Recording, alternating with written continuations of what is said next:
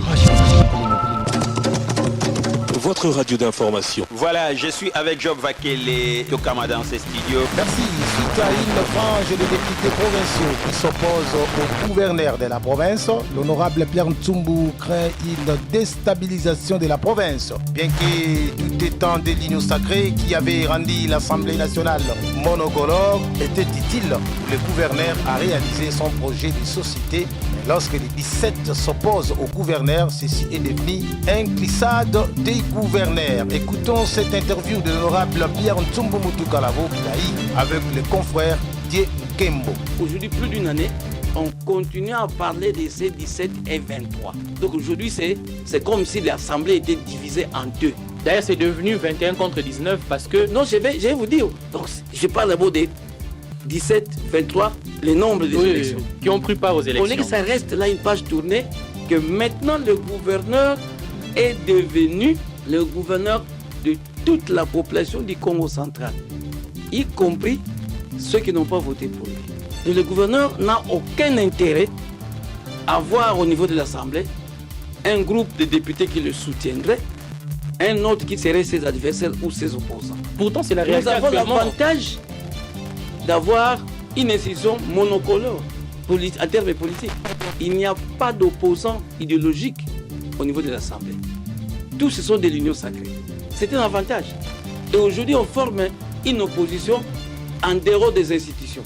Mais cette opposition, ces députés-là, les 17 là, qui seraient adversaires au gouverneur, qui seraient adversaires au président de l'Assemblée, c'est un danger pour la stabilité de notre province. D'ailleurs, un danger permanent. Un danger permanent, c'est pour ça que le gouverneur n'a aucun intérêt. Parce qu'il peut perdre sa majorité. Cette majorité-là, si vraiment il est dans ce jeu-là, les flatteurs, les turiféraires lui font croire qu'il doit entretenir les 23 députés et compter sur eux, alors il est assis sur une branche sur laquelle il est en train de scier. Et ça, je l'ai dit. Il n'a aucun, ni le président Papimantezo, que j'aime bien, avec qui j'échange bien, ni le gouverneur, les deux n'ont aucun intérêt à garder, entretenir cette division que nous voyons à l'Assemblée. D'ailleurs, la division a été empirée. Mais exactement. La division a été empirée par...